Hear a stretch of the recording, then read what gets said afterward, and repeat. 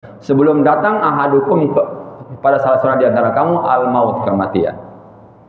Dan infakkanlah sebagian dari rezeki yang kami berikan kepada kamu sebelum datang kepada salah seorang di antara kamu al-maut, kematian.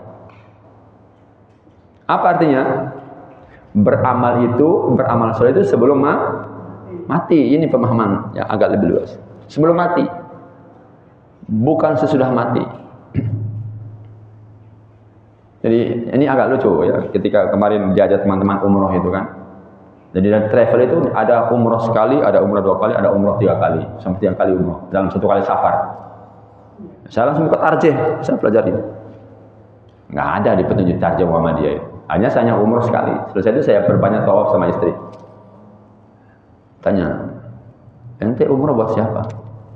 Buat si ini, buat si ini, buat si ini. Jaki. Mumpung di sini ada teman tetangga sebelah 1926 satu rombongan. Tat, nggak umroh lagi. Enggak, saya sekali aja Tat.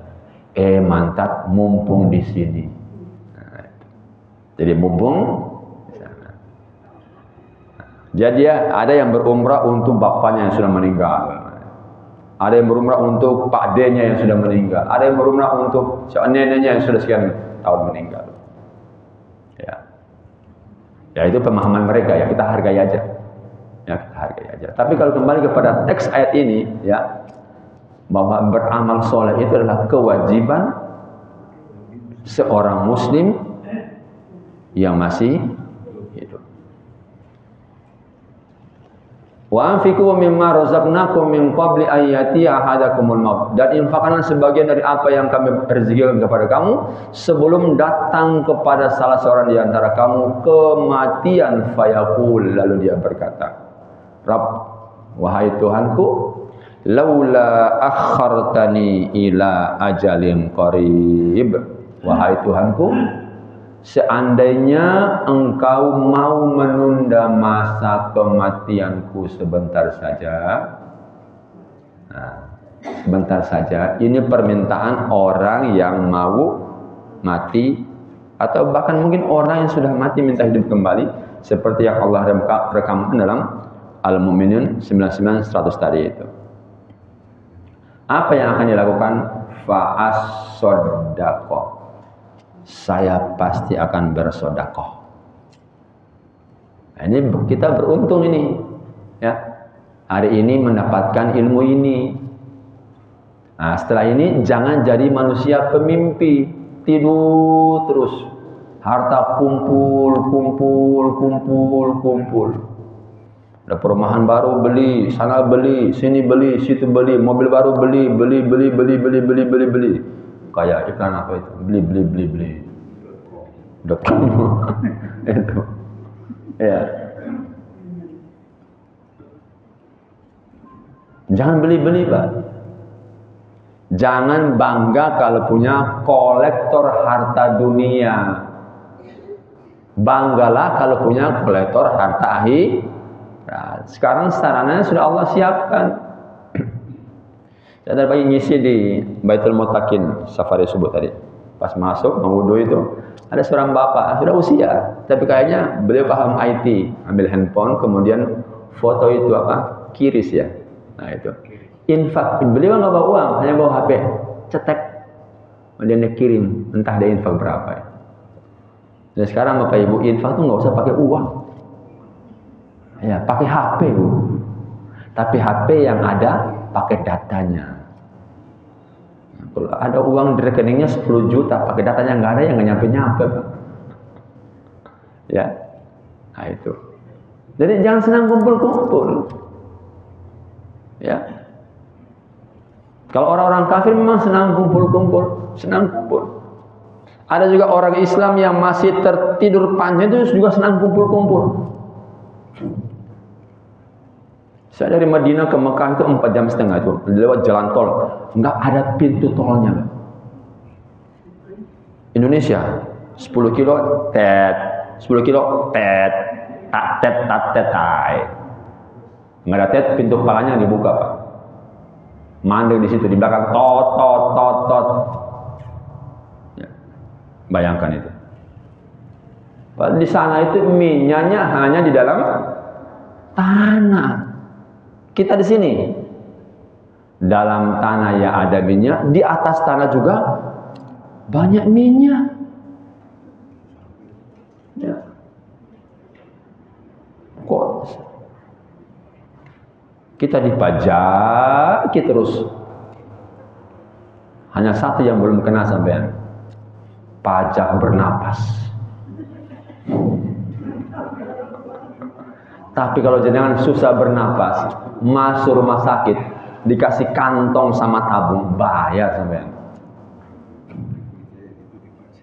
Diberitahu sama ketua rombongan, Ustadz, di sini kalau sakit masuk rumah sakit gratis. Kenapa? Tabung Allah. Saya goyang sama nyonya, Mi mau coba? Gak mau aku. Di sana gratis semua. Ya Allah. Ya. Hartanya dikelola benar oleh negara. Kalau harta kita, pejabat yang berebut. Nah, nanti nggak apa-apa Bu, nanti diingatkan Bu ya, nanti di akhirat kita tagih Bu, nggak apa-apa. Kita tagih di akhirat nanti ya. Nah, kita yang oleh Allah diberikan, ayo sedekah Pak, sedekah. Ya, jangan menunggu. Nanti saya sudah kaya baru sedekah, jangan. Kalau nggak kaya-kaya, dan kaya itu kan ukurannya beda-beda Pak, nggak sama. Pemahaman masing-masing kita tentang kaya itu kan beda-beda. Makanya ada nasihat itu kan, nasihat dari orang bijak itu, bersedekahlah niscaya Anda akan kaya. Jangan menunggu kaya baru bersedekah. Iya, kalau umur kita sampai kaya. Kalau baru sepertiga kaya sudah mati, nah, nggak sempat sedekah itu. Nanti ngomongnya kayak gini, kembalikan aku ke dunia, ya, atau tundalah kematianku. Saya janji akan bersedekah. Ya, kita rutinkan aja lah. Kalau memang tidak bisa 5 kali sehari, duhur, asar, maghrib, subuh, isya nggak bisa, ya minimal subuh lah. Sedekah subuh lah. Bukalah hari kita itu, hari baru kehidupan kita itu dengan sedekah subuh. Kalau bisa, tutuplah akhir hari kita itu dengan infak maghrib. Kalau maghrib belum bisa, minimal istiqomah subuh. 5.000. Setiap hari 5.000. Setiap subuh 5.000. Kalau 30 hari 150.000. Ibu-ibu bisa infak langsung 150.000? Masih mikir. Langsung 1 zakat itu masih mikir. Tapi kalau 5.000 nggak terasa, tahu-tahu saya sudah punya deposit akhirat 150.000. Yang di sisi Allah kalikan 700 kali lipat. Sampai hitung sendiri. Saya nggak bisa, matematika saya lemah. Nah, itu. Ini bagi yang mengimani. Yang tidak mengimani kan susah. Kan ada orang yang pintar tuh kan gini kan, protes sama ustadznya itu. Ada ustadz yang bercerita tentang kematian, dia nggak percaya. Dia ngomong gini, Ustadz, sampai sudah pernah mati, kok bercerita tentang kematian? Itu kan sama juga seperti ada ustadz yang masih bujang berceramah tentang pernikahan. Ustadz, sampai sudah nikah? Belum. Kok berceramah tentang pernikahan? Ya karena saya tahu ilmunya dikit. Kok tentang kematian? Ya karena saya tahu ilmunya dikit. Ini loh dalilnya tentang kematian. Di mana orang ketika sudah mati baru dia sadar. Sekarang belum sadar, makanya dikenalnya susah. Waktu di sana saya amati itu gaya adannya subuhnya Makkah Madinah itu. Gini Pak, yang saya tangkap itu, mudah-mudahan saya tidak keliru. Ketika kalimat as-salatu itu, as-salatu khairum minan naum. Sama. Mekah pun demikian. As-salatu khairum minan naum. As-salahnya panjang Pak, naumnya pendek. Sepertinya kita ini kebalikan. Indonesia ini kebalikan Pak. As-salatu khairum minan naum. Naumnya panjang, tarik selimut Pak. Nggih. Ternyata berpengaruh Pak itu. Nah, sekarang dirubah. Baitul Arqam gimana? Panjang mana Pak? Panjang as-shalah apa panjang an-naum? Separuh-separuh, utamanya nyai itu, Pak. Naum. Dalam tulisannya itu ada komisiturnya itu. Iya. Bacaan macam lain itu. Panjang. Itu. Jadi seperti itu kondisi kita. Jadi berpengaruh ternyata. Ya. Mari Bapak Ibu jamaah yang berbahagia, jangan lambat tertidur kemudian bermimpi indah. Fa as-saddaqa wa akum minas sholihin. Saya berjanji pasti akan bersedekah sehingga saya termasuk kelompok orang-orang yang soleh karena harta saya. Banyak orang yang dengan harta bisa menjadi soleh, banyak juga dengan harta orang bisa menjadi salah. Kita tinggal mau ambil porsi yang mana Bapak Ibu? Yang soleh apa yang salah? Ada dengan harta orang bisa nyuruh orang untuk menipu. Kasus ijazah palsu itu kenapa? Karena harta, Pak. Seandainya yang bela ijazah palsu itu betul-betul salah, pertanggung jawabannya besar. Demikian pula, kalau yang Pak Roy CS itu betul-betul juga salah, akan Allah minta pertanggungjawaban itu. Ya. Kita tinggal nonton aja. Ya. Kan sederhana, ini loh ijazahku selesai. Udah. Nah, itu. Dan setahu saya Pak Karno, Pak Harto, Pak Habibie, Gus Dur, Megawati, SBY, sudah ya? Iya, sudah. Ini rakyat enggak pernah mempermasalahkan ijazahnya. Hanya satu ini saja, saya lupa namanya itu. Saking sering muncul televisi sampai lupa saya namanya itu. Siapa namanya itu nggak tahu itu. Ya, Pak Prabowo nggak ada yang permasalahkan ijazahnya. Itu aja. Kalau sama ngomong kayak gini sama yang pro gitu kan, saya pasti dihantam. Ya, nanti disuruh di apa dia dikatakan apa? Menebarkan apa? Kebencian. Nah, kena IET, Pak Ibu. Ya.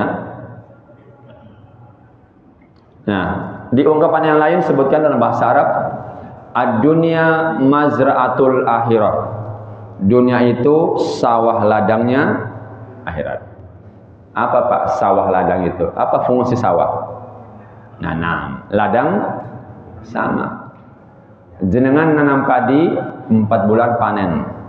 Kalau jenengan punya sawah. Yang punya ladang, tanam tomat 3 bulan panen. Tanam jagung 4 bulan panen. Tanam kelapa 5 tahun panen. Tanam jati, nah itulah harus nanam. Orang yang nanam pasti panen. Dunia tempat kita nanam. Tempat kita melakukan sesuatu yang bernilai ibadah di hadapan Allah itu di dunia. Bukan sebelumnya, bukan sesudahnya, tapi sekarang ini. Maka sekali lagi, jangan lama tertidur. Apalagi tidur kemudian bermimpi indah. Nggak mau putus-putus indah terus. Faman akhada minad dunya biqadri daruri liyasta'ina biha 'alal akhirah. Fadunya mazra'atuhu. Siapa yang mau mengambil dunia sekedar untuk kebutuhannya dan membantu untuk mendapatkan urusan akhirat, maka dunia adalah ladangnya. Kalau kita ini Bapak Ibu menjadikan dunia dapat kenikmatan dunia, ya sekedar aja. Kita nggak numpu-numpu, nggak boleh numpu Pak. Makanya ada perintah kewajiban zakat, ada anjuran infak, sedekah. Hatta yang mau mati pun dianjurkan untuk berwasiat supaya nggak numpu,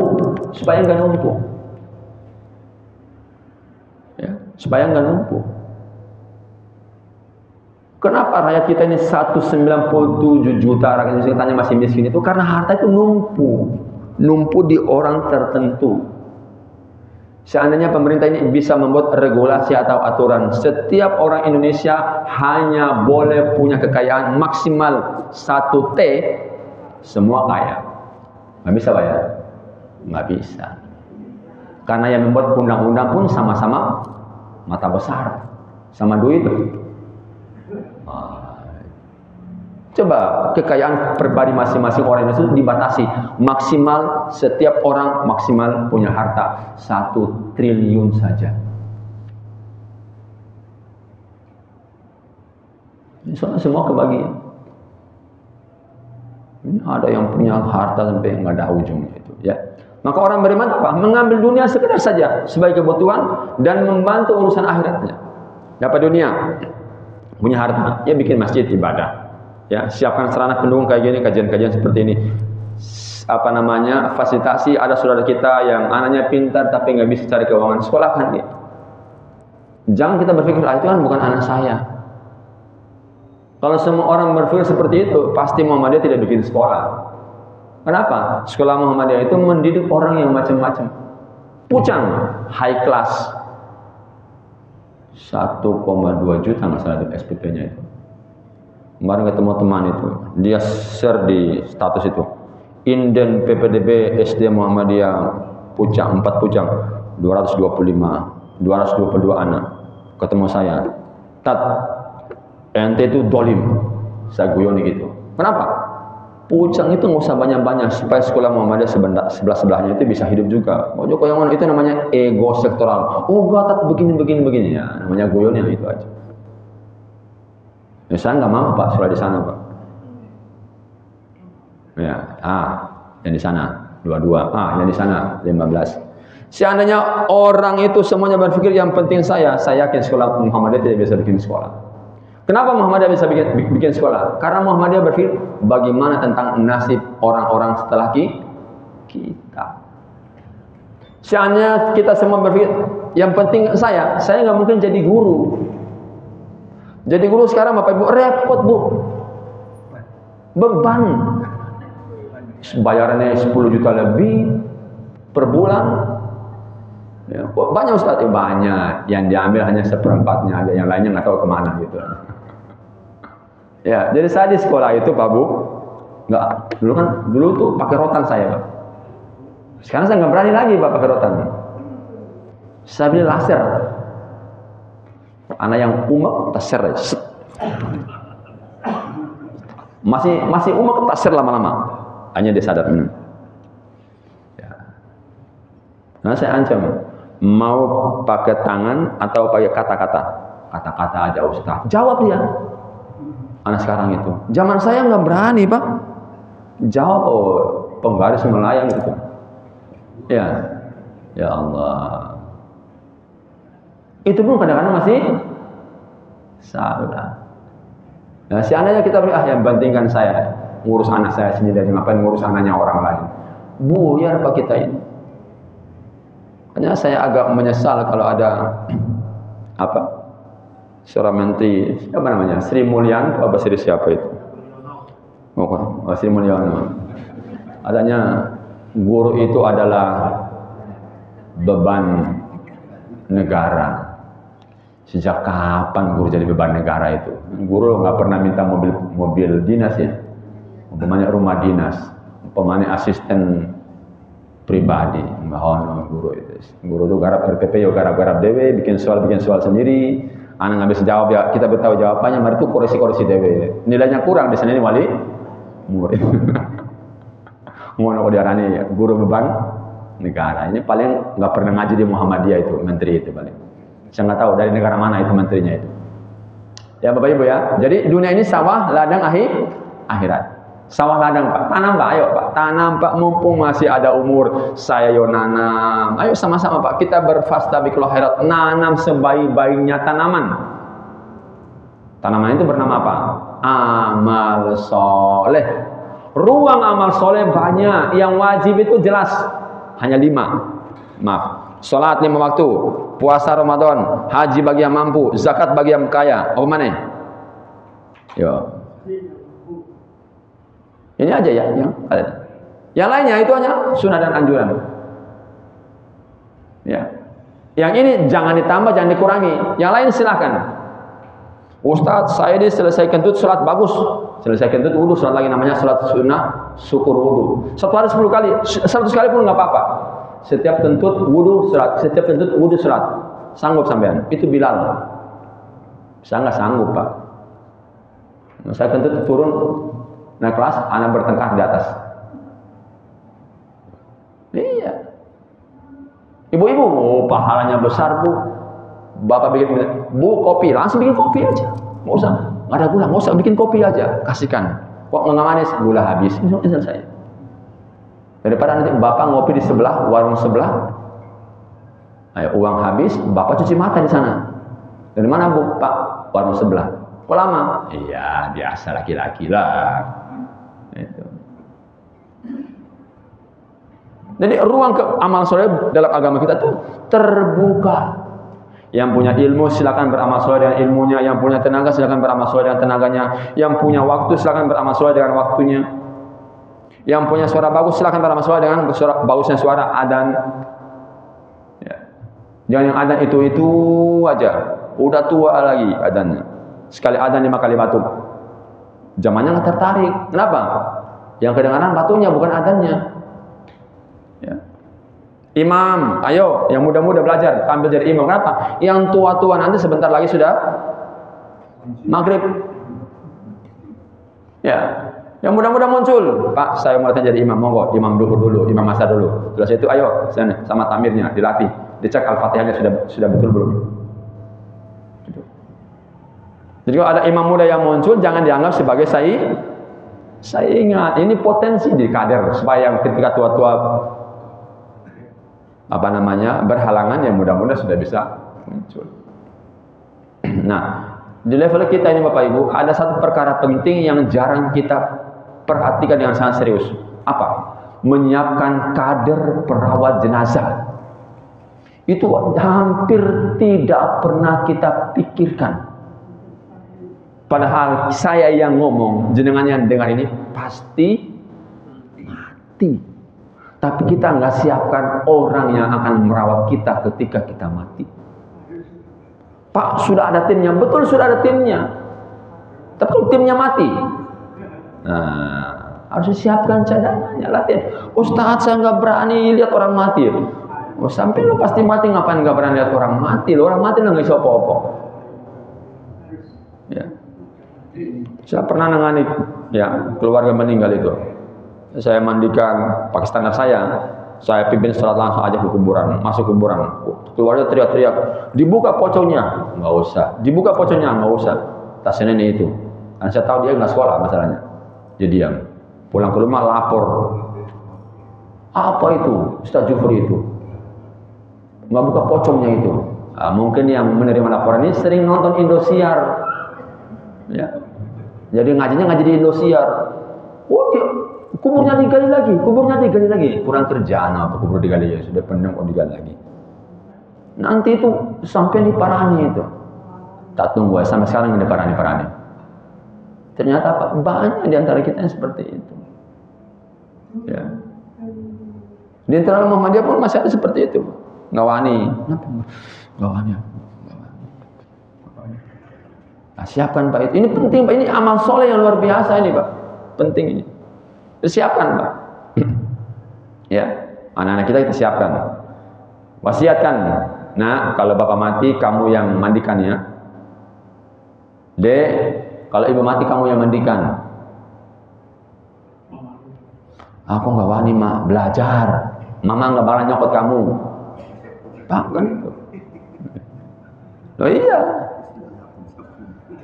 Sini Pak, sini yang sudah biasa akrab dengan jenazah. Loh, nggak ada. Oh tim. Ya minimal 3 orang lah, minimal 3 orang. Ya. Kalau saya mandikan biasanya 3 orang. Ya. 4 orang sudah bagus, lebih bagus lagi. Ya minimal 3 orang. Tapi timnya harus disiapkan, tim cadangan. The second timnya harus ada. Kalau tim intinya berhalangan, kan tim yang cadangan maju. Supaya kaderisasi ini bisa terus berlanjut. Ya. Nah itu. Nah yang timnya orang tua-tua semua. Bayangkan kalau yang meninggal Wong lemu. Kayak saya meninggal kan gampang aja cencengan taruh. Kan kurus saya. Yang lemu-lemu non. Ya, Pak Imam kita Mas Ridwan meninggal tuh kan perlu agak orang yang agak kuat itu. Itu. Bapak Ibu jemaah yang berbahagia, ya. Jadi kembali, jangan sampai kita ini terlena dengan kehidupan dunia. Dunia ini makin hari makin mempesona, makin menarik, ya. Tarikannya luar biasa, magnet kenikmatan dunia sekarang ini luar biasa. Jangan persani di mana-mana, ya. Yang namanya warung-warung kopi namanya apa tuh? Bening apa? Sedulur tunggal kopi. Apa nih? Itu. Ya, itu yang kelas-kelas bawah, yang kelas atas itu. Kopi kenangan, minum kopi. Apa nih? Janji jiwa barang. Itu magnet semua itu, Pak. Menyenangkan memang. Tapi itu yang membuat kita lama dalam tidur kita. Ya. Ayo segera sadar, kehidupan sebentar, tidak akan lama. Selesai ini kita pasti akan berpindah kepada alam kehidupan yang baru di alam barzakh. Sebelum ke sana, ayo Pak, perbaiki iman, terus tingkatkan kualitas amal sholat kita. Mudah-mudahan bermanfaat. Semangat terus menjaga kesadaran kita agar kita tidak lama tertidur. Demikian, terima kasih, mudah-mudahan bermanfaat. Kita akhiri dan kafaratul majlis. Subhanakallahumma wa bihamdik, asyhadu an la ilaha illa anta, astaghfiruka wa atubu ilaik. Assalamualaikum warahmatullahi wabarakatuh.